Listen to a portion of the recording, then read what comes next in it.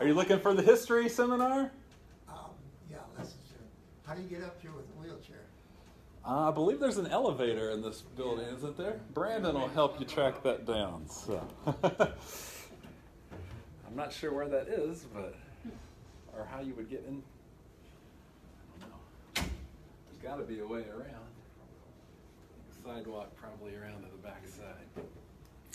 So as I said, I've dived into this study of the history of the conference, and I know here on Southern's campus, Dr. MacArthur was here for many years, and Dr. Pettibone, and people who have written books and studied things, and probably some of you could tell better histories than I could, but here we are. So this was a quote from David Trim. He is the director of Adventist Statistics, Archives, and Research at the General Conference. And in the Adventist Review, a couple months ago, they were doing a seminar talking about history in general. And he made this quote about Adventist history. Adventist history is potentially very rich, very textured, very deep, and very wide. It is not the history about just a dozen individuals. When we think of Adventist history, we think of, some powerhouses, James and Ellen White and Joseph Bates. But there's a lot more people who made big differences in the history of the Adventist church. And because when we're studying about Tennessee and Georgia, there's not a lot of Ellen White. There's no James White involved in those stories. So we can learn about some other people. Do we need to turn these lights off? Are you guys good? Okay. Of course, this is a famous quote. We have nothing to fear for the future except as we shall forget the way the Lord has led us in his teaching in our past history. And so as we go through, this next hour together, there's much history of this conference that we're not going to talk about because, 2 states or a state and a half, there's many, many churches that are not going to get mentioned. Maybe not your church. But hopefully, as we look at some of these lessons, it'll maybe inspire you to go back and say, what is the history of my church or the history of my own family within that church? And what can we learn from the history of those around us? So currently, actually I think this is from 2017, the Georgia Cumberland Conference has 171 churches. That's not including companies and mission groups, 33 elementary schools, 3 academies, 1 university, which we can look around and enjoy. Membership of about 40,000, which if you break down the population, that means there's 329 people in the population for every 1 Adventist. Is that a good number or a bad number? It's pretty good for lots of places. It's interesting. I've gone on mission trips with a GCA down to like Guatemala, and I'll look at the statistic, and it's actually like in Guatemala where we're going to do mission trips, it's like 50 to 1. And I look and like, we're 329 to 1. Maybe they should be doing, mission trips of our direction because they have saturated that much better. So anytime you talk about history, it's good, I think, to look at the context. If I really enjoy reading history, and so if I'm reading, a book about Adventist history, in my head I'm trying to think, so what else was going on in the world at that time? Or if I'm reading a book about secular history, okay, what was happening in the Adventist church during this time? Because the Adventist church did not grow, did not happen in a bubble. The people that were Adventists, the people that became Adventists, were affected by things going on around them. And so, a little bit of context here. 1838, Andrew Jackson was president. I know it's a little small to read, but that's talking about the Trail of Tears. That's when they removed the Indians. And we might think, well, what does the Trail of Tears have to do with the Seventh-day Adventist Church? Well, where did many of the Cherokees live? North Georgia? Red Clay, not too far from here. Those were headquarters of the Cherokee world. And so, as we're thinking, okay, William Miller is preaching about Jesus coming very soon at this time up in New England. But down in our territory, there's people that are being moved away, and that's opening the door. Come on in. This is the history seminar, history of the conference. All right. We got some notepads. If anybody wants a notepad, we've got some pens and some water on this hot day. So 1838, the Cherokees were being removed, and that was allowing people to move to North Georgia, to move to southeast Tennessee, as people were beginning to settle these lands that were formerly Cherokee lands. So 1844, of course, Jesus did not come, as William Miller taught and others believed. So we're looking at the context here. Come on in. Did you make the trek from Florida Hospital Building? No. Okay. Excellent. Grab some water, grab a notepad if you want. I saw that. You don't want to go there? 1850s. Again, Adventist history. Those that had been disappointed as they went back and studied the Bible, they begun to put some doctrines together. They begin to gather in groups. They begin to discover things like the Sabbath and the state of the dead and different things like that. And then finally, in 1863, the Seventh-day Adventist Church, officially voted to become a denomination, even though they'd fought that for many years. Some of them had. They didn't want to become Babylon by being organized and so forth. So we're just tracing down some history here. What else was going on in 1863 in the world, in the United States? The Civil War. That's exactly right. So 1865. Hello, welcome. We made it. We're sorry for the confusion, but we were listed at two different locations. I didn't notice till this afternoon. Somebody texted me and asked where this was, and I thought it was at the other location myself. So 1865, the Civil War ends after 4 years and many deaths. We've got Chickamauga, Lookout Mountain, not too far from here. If you go down into Georgia, you've got, Reeves. We got Resaca. You just trace it all the way down to Atlanta. What happened in the South after the Civil War ended? Yeah, there was something called Reconstruction begun to take place. And that's where they were trying to bring these states, which had rebelled, back into the fold of the country. This is a picture of Atlanta, shortly after the Civil War. Of course, it was famous for being destroyed and burned and by Sherman and so forth. Now, here's a quote about Reconstruction. It says, North Georgia, which is not too far from here. We're exit 11 or exit 7? So we're not too far from North Georgia. North Georgia, at best, was war-torn. The near-anarchy conditions that had been contained to northeast Georgia spread throughout the region. So this is 1865 and following, near-anarchy conditions. Bands of Confederate soldiers roamed freely, taking what they needed or pleased. Former slaves struggled to cope with an entirely new life. Georgians tried to make sense of a society run amok. Food shortages were widespread, and the federal overseers were corrupt. That's just one little snapshot of the days in the late 1860s of what was happening in Georgia, and to some extent here in East Tennessee, although East Tennessee probably not as much because they were more friendly towards the Union. But that's just kind of what's happening. And then we come to 1874. Something happened in Adventist history. The first official foreign missionary. Who was that? J.N. Andrews.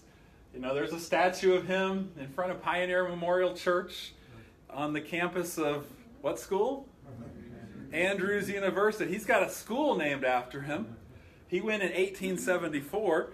He's, pretty famous. Went to Europe with his family. A very important part of Adventist history, not so well known, are the people who came to the Southland, who came to Georgia, who came to Tennessee. So if you look at this date, believe it or not, the Adventist Church was actually sending missionaries to Europe before the missionaries came to Georgia and to Tennessee. That's our own country, and yet they were sending them across the ocean before they made it down to this region of the world. So, how did this whole Georgia-Cumberland Conference come about? What is the origin story of this half of Tennessee, one little county in North Carolina, don't forget about Cherokee County, and then all of Georgia? That's what we're going to talk about. So this is about 1888. This is a map of Tennessee, the railroads and the counties. We're going to zoom in kind of on this area right here. This is a brother named Orlando Soule. He was from Michigan. Retired pastor Bob Mayer. He lives in Calhoun now. There was an article in the Communique a couple months ago that I wrote about Orlando Soule. And he emailed me after that and said, I'm actually related to Orlando Soule. And he sent me a little article about him, and he had ancestors that came over on the Mayflower. He was raised in Michigan, became a Christian, not an Adventist at first. Eventually became an Adventist, ended up at Battle Creek at the time, and felt called to do some missionary work.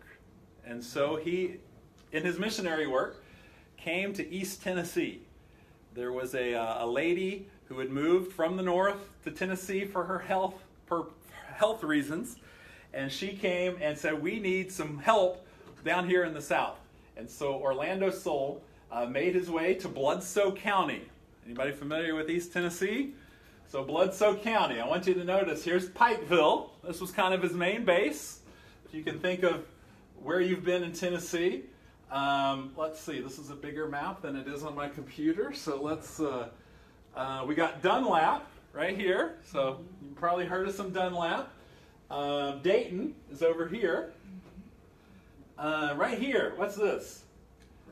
Grays V. It's not that big of a place, but that becomes a pretty prominent place in Adventist history and in the history of our conference.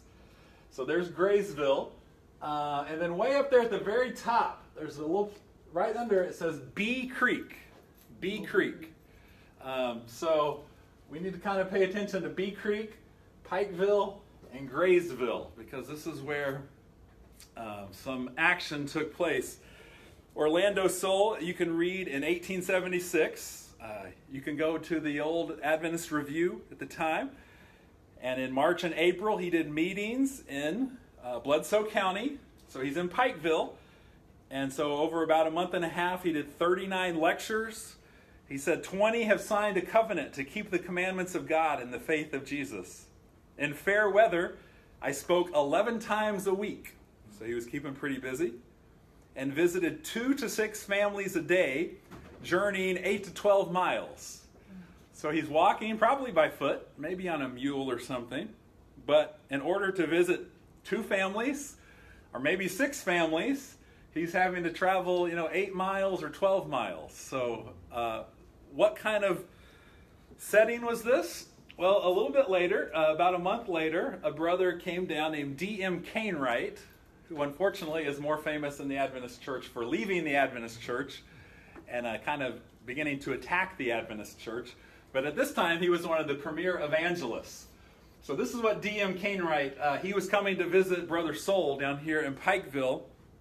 And he came to Nashville, and then he was going 100 miles east to find Orlando in Bloodsoe County. And he says, this is the worst road I ever saw. Even Colorado, no exception. In Tennessee, I should judge that the cows lay out on the road and the roads take care of themselves. So he's saying the roads were very, very windy. It's like, the cows just plop down and they just build the roads around the cows. And this is actually some pictures of that territory where they were. And in fact, he left Nashville and was hoping to be there by Sabbath, but he found himself Sabbath morning and he was still 9 miles from where he needed to be. And so Cainwright said, we set out on foot to travel this 9 miles because the roads were so bad. But he finally made it and was able to visit with this little group of believers that Brother Soule had put together. And this is again Cainwright writing. And he says, the prevailing mode of living is anything but inviting, especially to a health reformer. Corn, bread, pork, and coffee are about all a man will see week to week.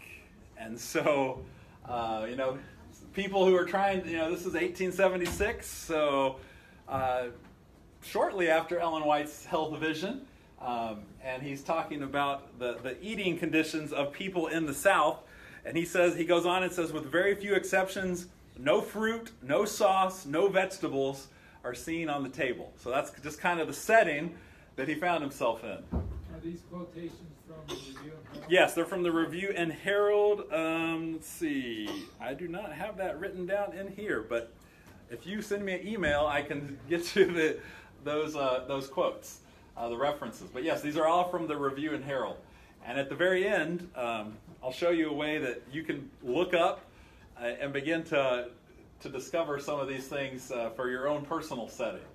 So that was in April and March that Brother Soul was doing these meetings, and Cainwright came down to visit. So in November 30, Bee Creek, remember that map, way up at the top, a few miles north of Pikeville in Bledsoe County, November 30, 1876, the company at Bee Creek was organized.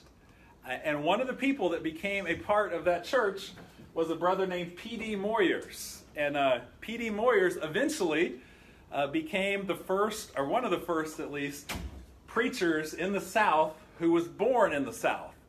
And, a few years later, 10 years later or so, or 15 years later at Graysville, he was one who helped to build up that church and become a part of that church. But he was a member of this very first little group here in Bee Creek that Orlando Soul started. A few years later, I think Soul was only down here for 2 or 3 years, and then went back to Michigan, got some more schooling. He spent most of his career in Michigan. He eventually died in Florida, I'm told, according to Pastor Mayer, who is related to him. So that's the origins of Tennessee, East Tennessee at least. So what about Georgia? So again, here's a railroad map. You look up there, you can see Chattanooga. Here's Atlanta. You come down to Valdosta. Now we're used to, I-75 cruising right through the center of the state. But right now we need to look at this little town right here called Quitman, just north of the Florida line. And then also, here's Macon, Perry. Right in this territory is another town we'll be talking about in just a second. So just kind of in this region. But you can see, it's fascinating to me at least to think, again, we think of the interstate, but in this day, the 1880s, it's all about the train lines. And you can see the train lines coming from the coast and making their way inland. I usually think of Georgia more in a north and south route, but they're thinking of it coming this direction. But the work in Georgia, the origins, actually came up from Florida to Quitman. So let's talk about that a little bit, this early work in Georgia. So we're going back. Remember, 1876 was Bee Creek there in Tennessee. And I should say that there was already work going on in like Nashville and on that side of Tennessee, but we're focusing on the Cumberland side of Tennessee. So 1872, 1873, there was a brother named J.A. Killingsworth. And you can look in the Review and you can see that he's writing letters to the Review. And if you look in the SDA Encyclopedia, it says that he was influenced through a health message like somewhere else in the north. Unfortunately, I can't find any documentation for that. It's in the SDA Encyclopedia, but I can't find it in the Review. But that's what it says. And it's interesting that over and over this idea comes up as he's writing. He's talking about, I believe the Sabbath. He's getting the Adventist Review. He's learning things. But over and over, he talks about there's opposition because the views originated with the Yankees. Remember, this is 1872. The Civil War ended 7 years before. And we were talking, this is the heart of Reconstruction is going on here. So the people in Georgia weren't really that excited about, these people from the north coming down and telling them what to do. economically, telling them what to do socially, and now people trying to come down and tell them how to live differently religiously. And so he's talking about opposition. Now, a few years later, remember, he's a layperson. He's writing into the review. The first worker that kind of showed up in Georgia was in 1877, C.O. Taylor. C.O. Taylor. And he's writing in the review, and he, at least at first, has a little different attitude. He says at first, well, I've found some primitive Baptists. And these primitive Baptists, they practice foot washing. So he's like, I think we're going to be able to reach these people very well. They've got a little similarity with us. And he even goes so far as to say, they are glad to have Northerners come among them. Killingsworth didn't quite agree with that. But Taylor's like, I've met some people there, glad to have Northerners come. He also says in 1877, I do not know of one in all this state that is keeping the Bible Sabbath. He hadn't met Killingsworth yet. They're in different parts of the state. So think about that. How many of us would be willing to leave the comforts of home to go to a new state, a new country, where they maybe don't like us because we're a little different? If you're going from the north to South Georgia, there was a little opposition there. And there's not one person who really believes the same way that you do. Now, eventually, and you can track this through if you're reading it month by month in the review, he says, I'm going to go and travel to different parts of the state. And I don't know if somebody wrote him and said, hey, just up the road, there's Brother Killingsworth. But eventually he met with Killingsworth, and he met another guy, a lawyer, named W.F. Killen, and he began to share his faith with him. And Killen accepted the Sabbath, accepted the teachings of the Seventh-day Adventist Church, and his employees also began to accept the message of the faith. Now, the employees apparently were former slaves. This is 8 years after the Civil War, but they had been working with him, and they continued to work with him. And it says in different places, it talks about the colored individuals as the language of the day that it uses. And it talks about those that are different. And there's even a few times where you read it now and you cringe a little bit in the way that it's described. But at the time, these Adventists from the north were faced with some different decisions because, being reformers, being abolitionists, many of them, they of course wanted to reach whites and blacks. And they often would want the whites and blacks to worship together. But that caused more opposition because the people in that community did not appreciate that, did not like that. And so they were constantly having to balance their desire to reach everyone with society saying, we don't want to reach those types of people. So again, we have to think to ourselves, are we willing to reach everybody, even if they're different than us, even if they look different, even if they act different than we are? So this is beginning in Georgia.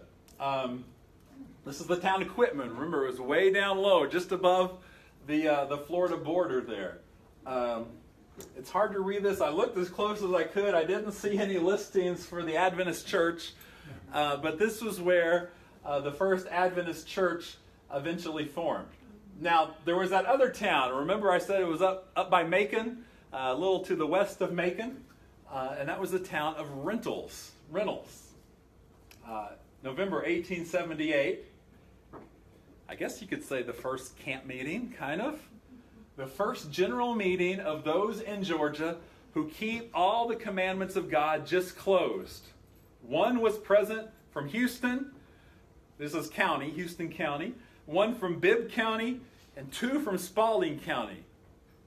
Now, I'm not a math teacher. I see Brother Farr, one of our former education superintendents. But that's only 4. And it says outside interest was good with some walking 4 to 5 miles to attend. I don't know if there were only 4 people in the group. but there were only 4 who were, maybe there was a group that was there and 4 more came from other places. So the beginnings were small. It wasn't a huge, it was a slow work. It was a hard work that was taking place. So that's in Reynolds. I already mentioned W.F. Killen in Brooks County. That was down in Quitman. He was a lawyer. He's the one that his employees were accepting as well.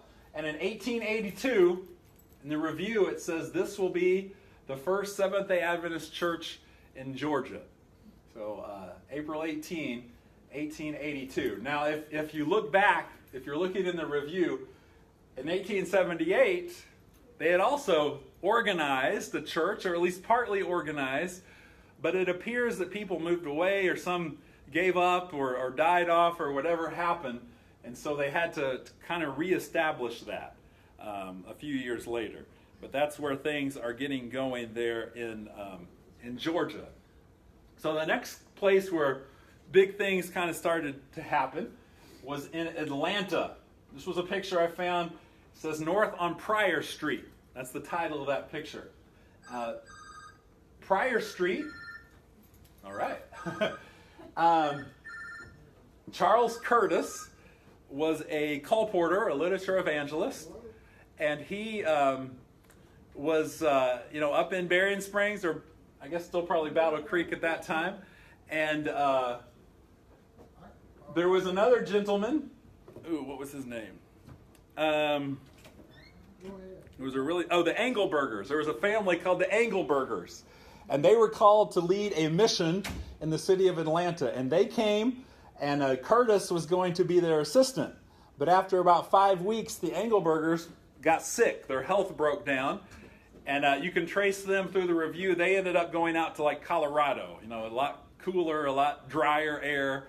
But Curtis and his wife stayed on to begin this mission in 1888.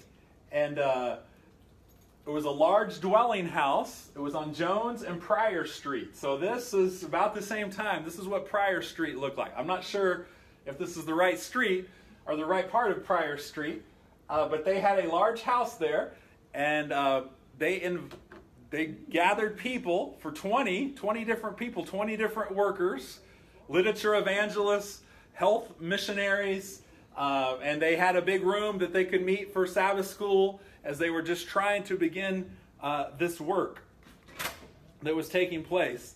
And so this work was canvassing, it was evangelism, and they used this as a base as they would go out and reach other towns in Georgia from this base in Atlanta. So this was a center for the whole work. So again, this is Pryor Street.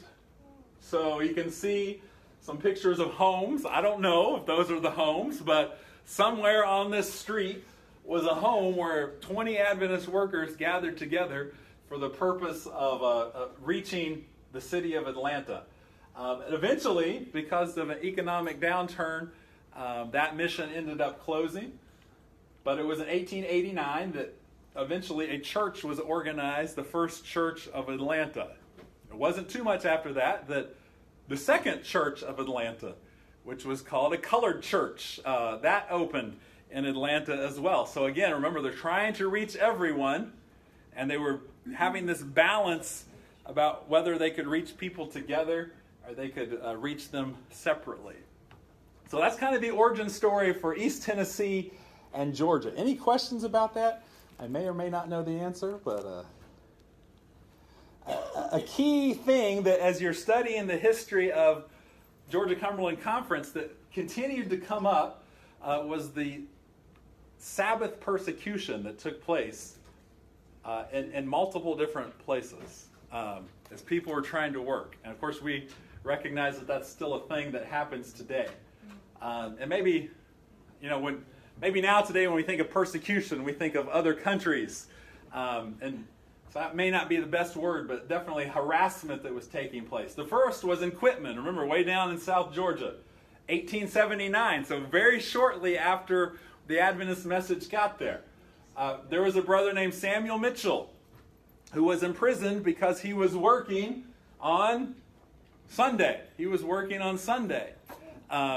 which, should be a day that he could work on. He was given a very small fine that he could have paid, but he chose instead, he thought he would be a better example for the cause if he would spend 30 days in jail. Instead of paying, it was a very small fine, but he wanted to spend 30 days in jail. And the conditions were very poor in Quitman. Remember, I showed the picture of the little town down in very south Georgia. And these poor conditions caused him to get sick, whether it was pneumonia or tuberculosis or something like that. And after he was released, he continued to be sick for several months, and then he passed away. He was the age of 30. He had a wife, and he had 2 children. So he was imprisoned, and that led to his death, led to sickness and death. So that was Quitman. So 1833, Gainesville. This is Gainesville, Georgia, not Gainesville, Florida. Is there a Gainesville, Tennessee? I don't know if there is or not. But this is Gainesville, Georgia, up in northeast of Atlanta there. So they had just built a new church.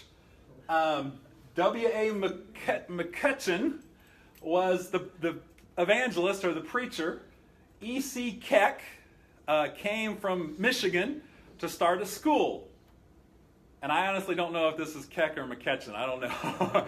Both their names were listed there. But that's one of these brothers. And they were arrested for disorderly conduct because they were building benches for the new school on Sunday. So they were hammering, they were sawing. It wasn't a huge commotion. And you can read the stories, and other people came by and weren't bothered, but somebody was upset. So they too were fined $50, $55, or they could go to prison for 90 days. That was their option. And they were acquitted. They didn't have to do that because it was determined that this was not their regular work. They weren't carpenters. They weren't doing their normal employment. They were doing something different, and so they let them off the hook there. So this is what year? 1893. So 1 year later, notice this, 1894, they had a camp meeting. The Georgia Camp Meeting took place in Gainesville. So this is 1 year after they tried to get these boys in trouble. It said the city, which had but recently before stood so ready to prosecute us and to put down our cause, now, 1 year later, put electric lights in our meeting tent and furnished us water from its waterworks, free of charge. So something happened over the course of the year as they, maybe responded positively to this persecution or through the school or through the church. The city had a little change of heart there. And interestingly, at this camp meeting in 1894, this is where they first voted in Georgia to become a conference. They're like, we need to move towards becoming a conference. It wouldn't take place for a couple of years yet, but they're at least thinking ahead. Now let's just remind ourselves, I should have said this before, as individuals, we are followers of Christ. And as we join together with other followers of Christ, we become a church. And as several churches join together to work together in a territory or a region, a body of churches is a conference. And then the next level up, a body of conferences is a union. We're in the Southern Union with Georgia Cumberland and Florida and Carolina and Gulf States. These are all different conferences that take place. And so this body of believers from different churches are starting to say, okay, what's next? We are getting a little bit organized. We need to become a conference. So, you can't talk about the history of Georgia Cumberland Conference without talking a little bit about Graysville. But remember, we're talking about Sabbath persecution here. This is G.W. Colcord. He started a little school there in Graysville, Tennessee. And I just happened to notice as I was pulling in that this road right back here, anybody know what that road's called? Behind Southern right here? Colcord Drive. I never realized that until I was pulling in this afternoon trying to find where we were supposed to meet. He had started this little school, Graysville Academy, in Graysville, Tennessee. And so more and more Adventists were moving in. And some surmise that maybe the other people in the community were a little jealous of, there were so many Adventists coming in. And in 1894, 14 members of the Graysville church and school community were indicted, again, for working on Sunday.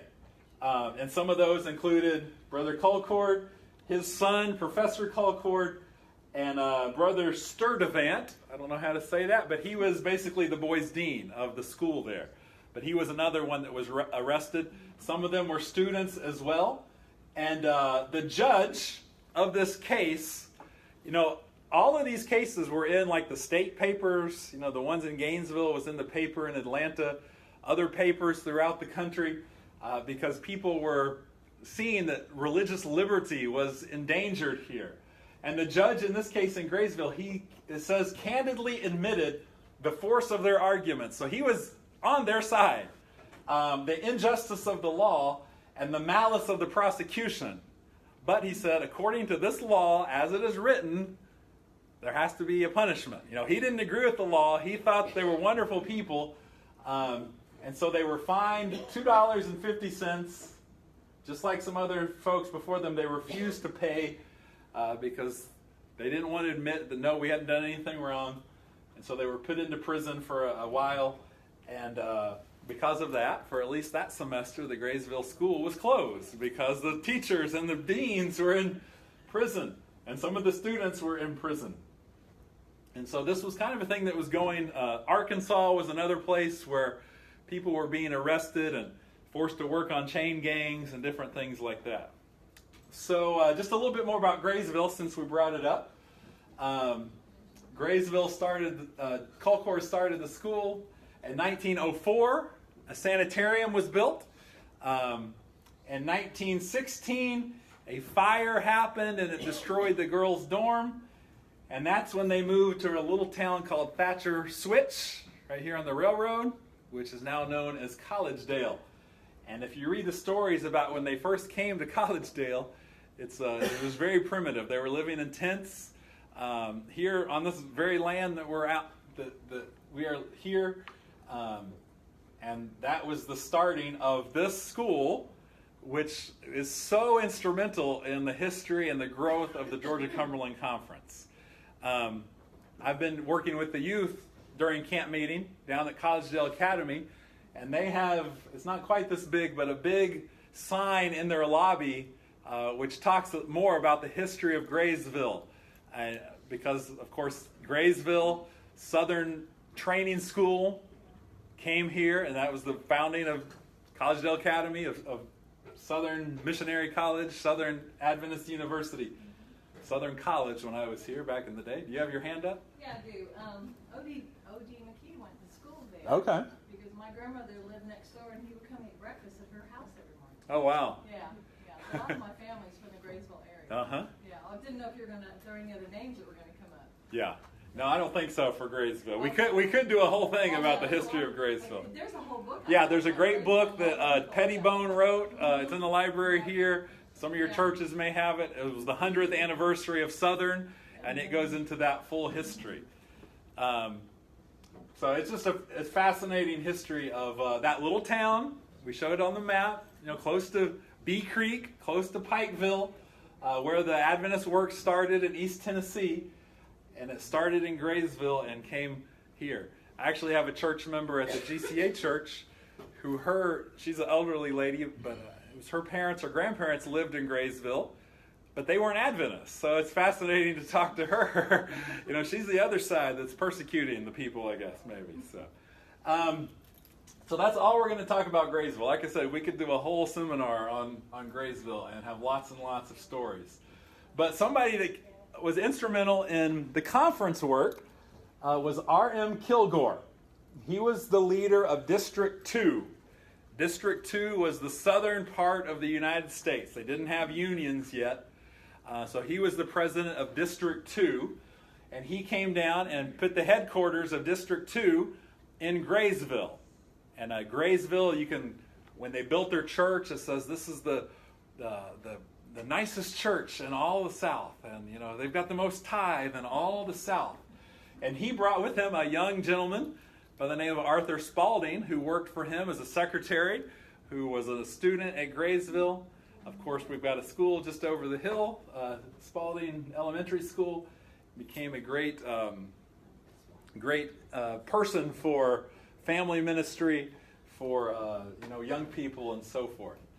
What I didn't realize until I began studying this, and I have this bad habit of getting distracted as I find something interesting, so I start going down this other rabbit trail, that when Kilgore came, I think it was the 1890s, he was touring around, and the churches of the South said, we need a school in the South. Battle Creek College, Emmanuel Missionary College, is too far away. We need a school in the South. We need to train Southern workers. And it ended up at Graysville, but there were other places which were trying to woo that school to their church, like Duluth, I think Douglasville in Georgia. Other places that were having little schools, they had little schools, and they said, we'll donate this land, we'll do this. And it just so happened that it ended up at Graysville and then ended up here in Collegedale. And I didn't realize that there was other potential places that the school could have ended up. So let's talk a little bit about organization here. How did this conference get here? Remember, we saw that at that one Georgia Camp Meeting, they said, we need to start thinking about a conference. So in 1890, just going to have some dates here. Don't worry, there's no test. 1890, there was the Tennessee River Conference, which was West Tennessee and West Kentucky. And then there was the Cumberland Mission, which is East Tennessee and East Kentucky. And Georgia at that time was just part of of District 2. But these had kind of formed. So you've got the Tennessee River Conference and you've got the Cumberland Mission. So 1893, it changes. There's a lot of changes in this conference. The Tennessee River Conference became all of Tennessee and Kentucky. It kind of adapted that Cumberland Mission. So all of Tennessee and Kentucky is the Tennessee River Conference. Then we come a little bit later, January 1901. It was actually voted in 1900, I think about September or so at a camp meeting, but it became effective January 1, the Cumberland Conference formed. And at the time, it had one church and 450 members. So there were scattered Adventists around in different places. There's one ordained minister, 2 licensed ministers, which are probably teachers, and then Sharp Smith is the first president of the Cumberland Conference. Right about the same time, the Georgia Conference formed. Again, 1901. First president was C.A. Hall, was his name. And this is what they said when the Georgia Conference came into existence. Although the membership of the Georgia Conference is small, and their tithe income is insufficient to support the laborers yet, with the assurance given at the last General Conference that the deficit should be supplied, they entered in on their new life as a conference with courage and hope. So they weren't even raising enough money to pay the workers, but the General Conference was putting some in. Yes, sir? So that Cumberland Conference and the Georgia Conference, those are both the same territory? No. We'll look at that in just a second. Georgia is just the state of Georgia. Cumberland is primarily East Tennessee. Actually, this is the very next thing here. Changes in the conference. This was, again, something that fascinated me because I had a friend that said, why in the world does the Georgia Cumberland Conference have one county in North Carolina? How did that happen? So I was like, well, I don't know. I'm like, I have driven to Asheville through the Nantahala Gorge, and I do know it's easier to get to Andrews and Murphy from here than it is from the other side of the mountain if you're, in a wagon or on a mule. So as I begin to study this, here are some of the changes. And this is 1901, so when the conference is formed, to 1908. So you've got the Georgia Conference. It's in Georgia Bulldog red there. You've got the Tennessee River Conference, which is in Kentucky blue, and the Cumberland Conference, which is in Tennessee orange there. So I'm trying to color coordinate for you. So the Cumberland Conference is East Tennessee and East Kentucky. at this point until 1908.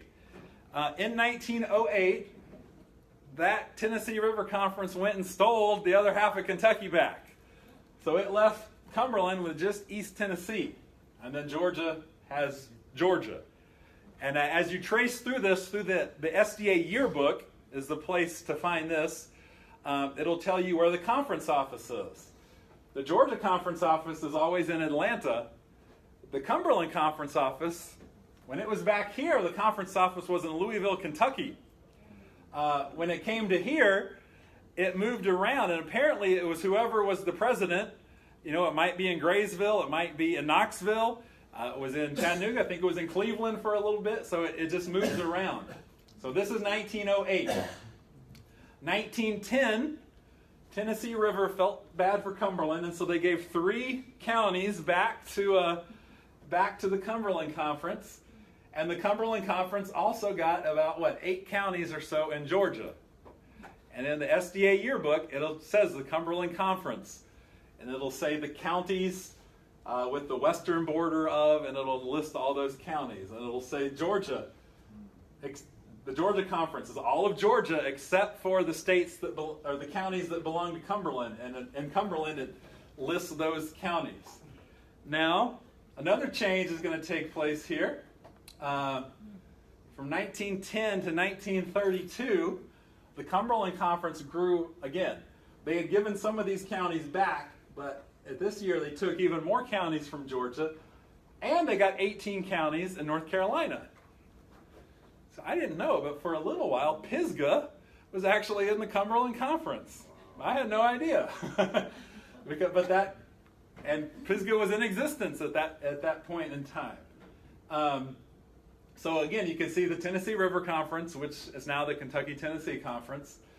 The Cumberland Conference, and so you can see the Tennessee border and these 18, but that's how it ended up, and then Georgia was there. And then finally, in 1932, what was happening in the U.S. in 1932? The Great Depression was going on. And in fact, you can look, and when this next thing took place, let me see if I can find the quote here. I may not have it in here, but it specifically says they were reorganizing the conferences. Alabama and Mississippi became one conference. North Carolina and South Carolina became one conference. Georgia and Cumberland became one conference. And it says specifically that part of the reason was to strengthen the work, but also to make travel more economical. You didn't need to have 2 conference offices, one in Tennessee and one in Georgia. They were trying to save money as they're in the heart of this depression. And so in 1933, that's when the Georgia-Cumberland Conference, as we know it, fully formed. So you've got East Tennessee, you've got Georgia, and you've got Cherokee County, North Carolina, one little county in North Carolina with the Andrews Church and the Murphy Church.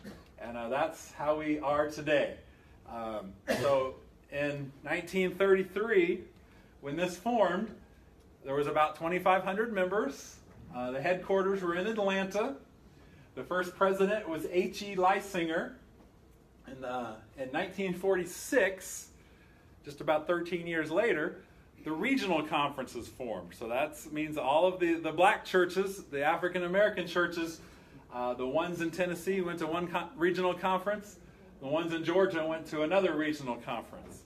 I haven't found it officially listed anywhere, but I do know that for the last, maybe 5 years, the Georgia-Cumberland Conference actually has one little church that's in Alabama, the Vice Grove Church in Heflin, Alabama.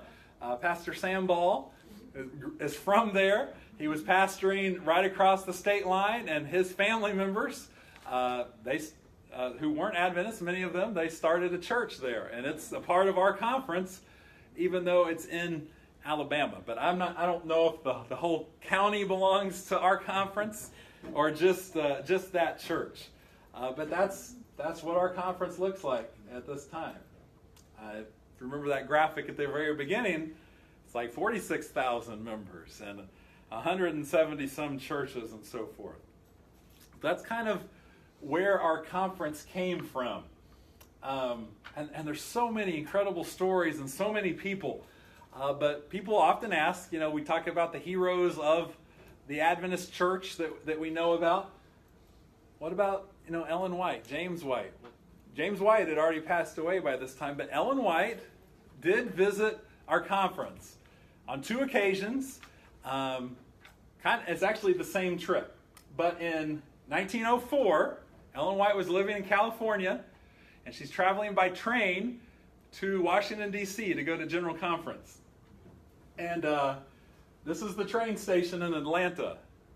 And if you read the story, Ellen White traveled to Atlanta, through Atlanta. The train stopped. She didn't get off, at least not get off enough to go anywhere, but about 30 church leaders went and met her at the train station and talked to her for a little bit while the train was stopped. So she spent time at the General Conference, and then from there she went to, I think it was Berrien Springs at that time, not Battle Creek anymore. And then she took the train down again. So this is June of 1904, and she stopped in Graysville. She'd actually stopped in Nashville, and that was when they found the property that became Madison School. Very famous story in the history of the Adventist Church. But from Nashville, she traveled about 100 miles over and went to Graysville. She saw the sanitarium. She preached at the church on Sabbath. And so those are the 2 instances that I know of that Ellen White visited our conference during her lifetime. So things were different in the early days. Some stories that I found. In 1918, the General Conference called a pastor away from the Cumberland Conference. Remember, this is when it's still split. And he was going to go to West Virginia. And so the leadership of the Cumberland Conference, they wrote back to the General Conference and said, that's good, but when that brother leaves, when that pastor leaves, that means our conference is only going to have one pastor, the conference president. So in the whole conference, there were 2 pastors. One was leaving. The conference president was remaining behind, and he said it'd really be great if we could get somebody to replace the brother that's leaving. So just a whole different world than we are used to. Around that same time, well, that's a little bit later, probably the 30s and 40s, as you're reading through, you hear about these districts, like the Collegedale district. We think of Collegedale not as a district, but as a church with, multiple pastors. But the Collegedale district and the Collegedale church had a branch Sabbath school that was meeting in Ringgold, Georgia. And that was the founding of the Ringgold Church. I believe it was a Southern student that was going down to Ringgold to have a branch Sabbath school. The Cleveland district, we think of the Bowman Hills Church. The Cleveland district, the district included Cleveland. It included Athens, Tennessee, which was quite a ways up the road. It also included Cherokee County, North Carolina. So all the way up the Ocoee River Valley, all the way over to, and that group was doing what they could to reach a whole nother county. What about our church? What about your church? Are we satisfied with the people that we have there? Or do we look around and say, well, where's a territory close by that needs some help? Is there a people group? Are there people that speak a different language or look a little different than me? Somehow that I could reach them? Or is there, a neighborhood a little ways away that me and some friends, we could go over there Sabbath afternoon or Sabbath morning and begin to try to make a difference. See some Pathfinder folks in here. They helped me out looking at this a little bit ago because youth work in the Georgia Cumberland Conference is a huge element of what this conference is about. We talk about Arthur Spalding. I don't have a whole lot on the Pathfinders, but in 1950, the Master Comrades of the Collegedale Church formed the first Pathfinder Club. Of course, the Master Comrades are now what? What are they known as?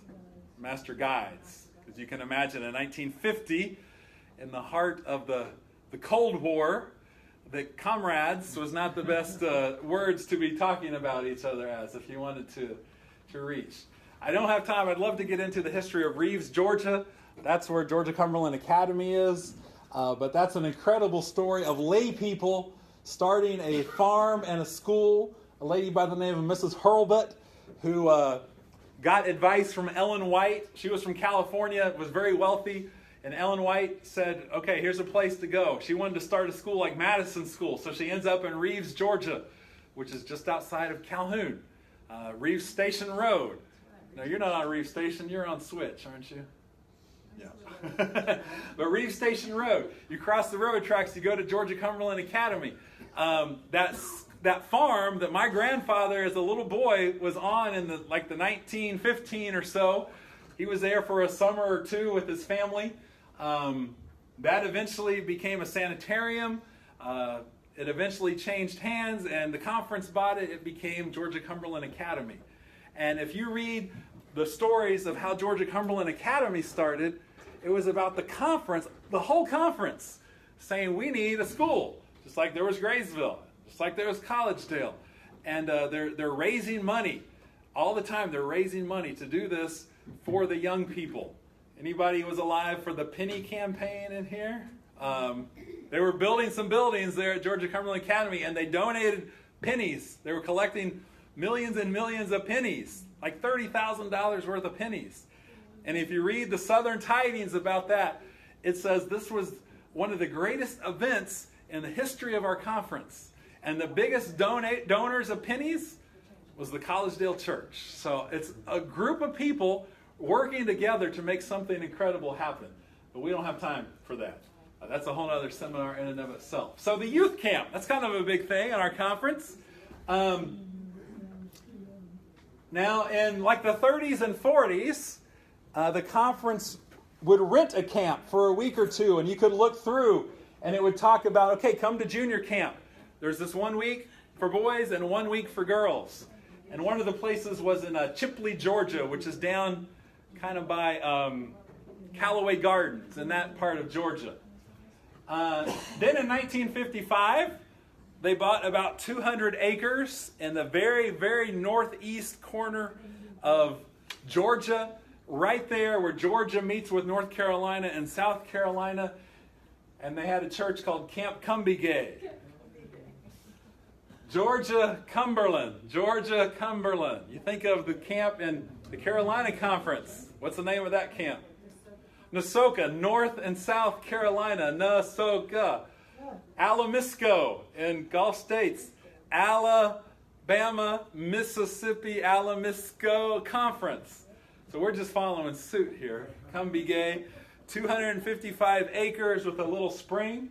In 1972, they changed the name of that camp to Atoka Springs. And if you read it in the Southern Tidings, they did it because of the springs, which means Treaty of Peace. I'm sure it didn't have anything to do with the fact that the 70s, was the sexual revolution and all that was going on, and suddenly Camp Cumbigay didn't sound as good. I never went to this camp as a camper, but I did go there one time. My brother was a camper. He's 4 years older than I am, and I remember going to pick him up as a small child. I rode with my parents. That was my only experience with Atoka Springs. So in 1978, they purchased the property, which is now Cohutta Springs. So this is April 30, 1878. They set up a big tent on the land that is now Cohutta Springs, and they had a constituency meeting. So church members from all across the conference came, and they looked at the property, and they voted to relocate the conference to Eton there, to where the camp currently is. It was kind of blurry, but that's a little picture of what camp currently looks like. I forgot to mention that at Camp Cumbigay, the first or second year that it was there, the Carolina Conference actually rented it for a week so they could have their youth come, because it's, like I said, it's right there by North Carolina and South Carolina. So we're running out of time here a little bit, but probably one of the most influential people in the history of the conference was Des Cummings, who was conference president, and he served for conference president longer than anybody, from 1964 to 1980. So that's a long time. He was the president when GCA opened, not when the property was purchased, but when it started. He was president when they moved the conference office from Atlanta. I believe it was close to where the Union office used to be there, and they moved it to its current location right on I-75 in Calhoun.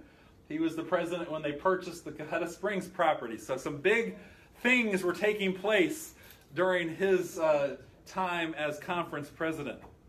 Of course, our current conference president is Ed Wright. He's been president since 2005, which makes him the second longest serving after Des Cummings.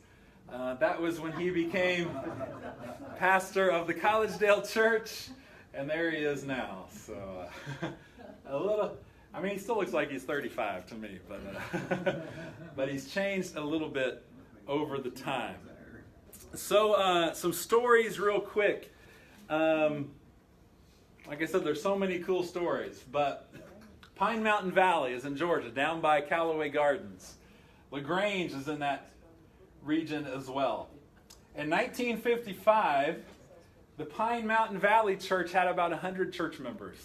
The LaGrange Church, there wasn't a church there. There was no Adventists in LaGrange. And if you read through it, it says that they over and over had tried to do some evangelistic meetings and things just didn't work out. But in 1955, the members of the Pine Mountain Valley Church began to give hundreds of Bible studies in LaGrange. It's I don't know how far away, but it's a little ways away. But members of this church were coming to this town and giving Bible studies.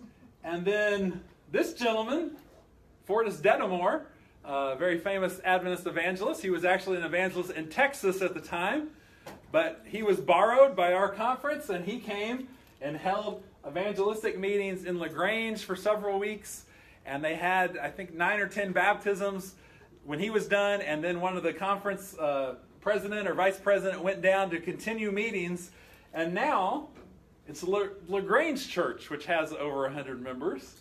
In Pine Mountain Valley, yeah, it's only got like 20 if you look on the thing, and I don't even think they have a pastor. So, but it's interesting to see that one church would be willing to do something at a place that's completely different. And again, what about our churches? Are we willing to step out of our comfort zone? Because a lot of times, we're comfortable in our church and we like things the way they are. But what would have happened if Orlando Soul had never come down from Michigan down to Pikeville, Tennessee? What would have happened if C.O. Taylor had never come down? Whatever church you belong to, somebody stepped out of their comfort zone to start something that wasn't there.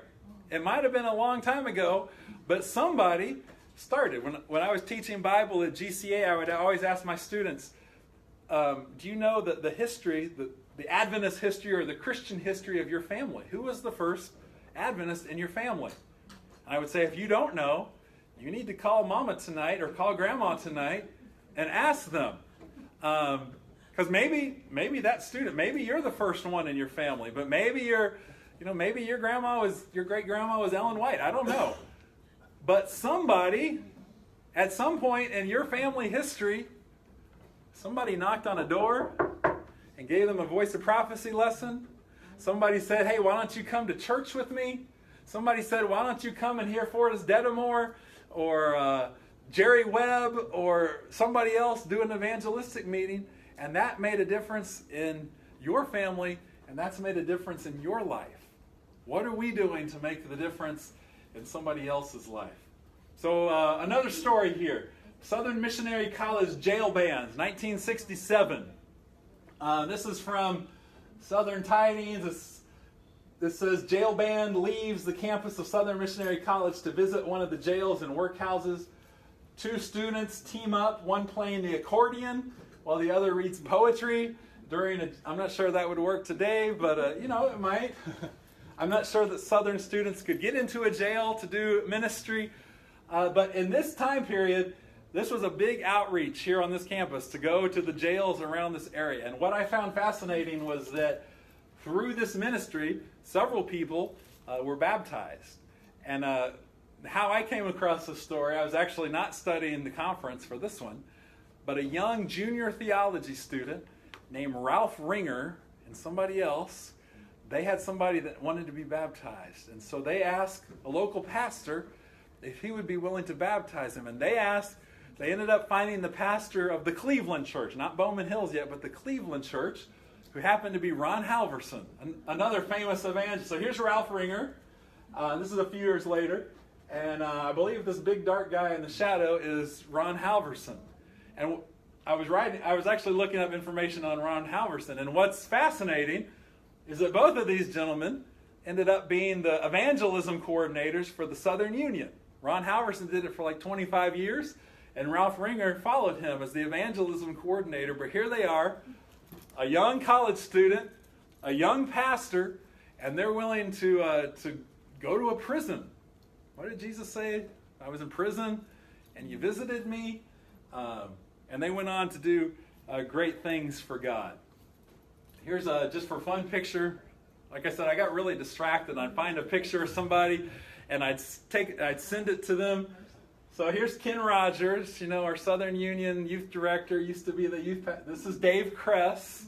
Of course, again, we could do a whole history on the sadness of the plane crash, which took Dave Kress's life.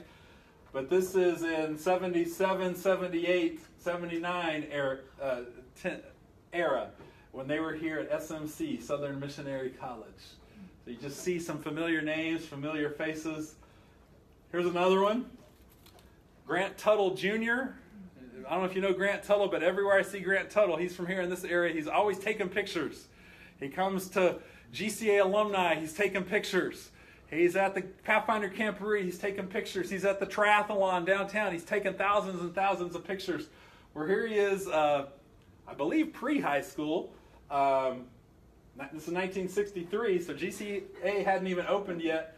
And he's a youth speaker for a 4-week Youth for Christ series conducted in Thomaston, Georgia. So, does anybody have any questions? Is there a current map of dark counties in the Georgia Common Conference? I bet that there is. And E.W. Dempsey at the conference office, he's the personal ministries director, and he's very devoted to Dark County evangelism. So he would probably be the one that would be able to give you that, to show where those dark counties are. An interesting thought is that there's probably not too many dark counties anymore, and those that are going to be very sparsely populated. If you look at the General Conference, they're talking more about urban ministry, because you look at some of the big cities, and there's a church there, but how many millions of people might be there? So I think dark counties, we still need to reach them, but we also need to make sure that we're reaching where there's lots and lots of people. Any other questions? Just wanted to take a minute. If you want to do research like this for yourself, for your own church, or even your own family, I've looked up and found that my mom in Indiana played the piano when the King's Heralds came and sang at her church. And so that was kind of cool. And my grandpa was like the best ingatherer in the city of Miami way back when. The website you go to is AdventistArchives.com. AdventistArchives.com. And you can go in here and put in a name or a city that you want to look up, and it'll pop up. And like this is Southern Union, so Southern Tidings, and so forth. You can look in the Adventist Review; those things will pop up. If you have a more unique name, it's a little easier. If you're looking up Angel, there's going to be lots and lots of angels. But if you're looking up Graysville, it'll be more specific. If you're looking up a specific city that is easier to find, that's a little more unique, like when I was looking up about the camp, I could look up Cumbie, and there's not a lot of words that have "Cumbie" in them. So you can find all those little snippets about Camp Cumbie at Toka Springs. If you're interested in Adventist history, you can go to YouTube and you can look up "This Week in Adventist History." And each week there's a little 2 or 3 minute little video, and it'll say, okay, what are some events that took place during the week of May 25? And it might say, A.W. Spicer was born, or the first missionaries went to Congo, or, this school happened to open. And it's just little snippets to remind ourselves of the incredible story of the Adventist Church. Because there are some famous named heroes: John Andrews, Ellen White, Joseph Bates. But there's also many, many heroes that we don't know the names of. And they came to places like Graysville and Pikeville and LaGrange, and they made a difference. And we're here because other people were willing to make a difference in somebody's life. And I hope that as we look to the past, we have nothing to fear for the future, except we forget how God has led us in the past. So as we look to the past, what does that mean for us? And what can we learn as we go forward? Any other thoughts or questions before we close? All right. There's some contact information for me if you have any questions, or I could email you this PowerPoint or some of those references and so forth if you would be interested in that. So Twitter, Instagram, Facebook, that's how to find me on those different places. So why don't we bow our heads and have a word of prayer. Dear Heavenly Father, it's incredible to think that we're standing in a place that 100 years ago people first came as Adventists to begin a school here. And through this place and through Graysville and through Reeves and through places all around, your gospel has been spreading, and it's spread into our lives. And Lord, it's my prayer that it doesn't stop here, but that it will continue to spread and reach other people as well. Thank you for guiding us in the past and for promising to guide us into the future. In your name we pray. Amen. All right, thank you guys all for coming. I wasn't sure how many would actually find us over here. So.